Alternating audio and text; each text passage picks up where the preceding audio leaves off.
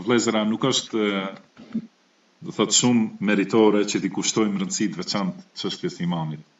Do të thonë që të kujdesemi edhe për ta përfituar me mësim dhe vepra dhe të kujdesemi për mos ta humbur.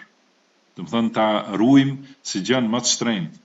Mos ta bëjmë do thot punë të pavlefshme që e sakrifikojmë vetëm për një kënaqësi të vogël ose për një interes të pavlefshëm, për një shoqëri të padobishme, do thot me sakrifiku imanin, do thonë mu shoqëru me njerëz të devijimit ose me bë mëkate ose me qenë neglizhent në punën e bidateve, se ka thënë Allahu subhanahu wa taala, do ta dim, do të thënë kundërshtimin e urdhrave të pejgamberit sallallahu alaihi wasallam, edhe në ecjen pas rrugës së bidateve.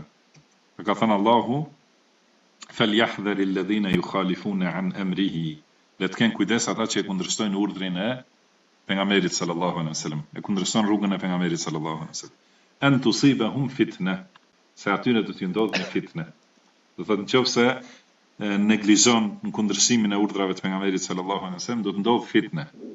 Dhe a dini se çka është fitne? Ka thënë Imam Ahmedi, ka thënë fitne është shirku, që njeriu kur e lehtëson kundërshtimin e rrugës së pejgamberit sallallahu alaihi wasallam, Allahu ja devion zemrën edhe shkatrohet. Do të thonë bie në shirk. Do thotë del prej islamit gradualisht. Edhe e përsëritëm shumë herë, nuk del për një moment. Banu Israil nuk kanë dalë nga islami në një ditë, por duke i kundërshtuar urdhrat e pejgamberëve. Vazhdimisht, edhe derisa kanë rrinë në shkallën që krejtësisht janë jashtë fesë Allahut.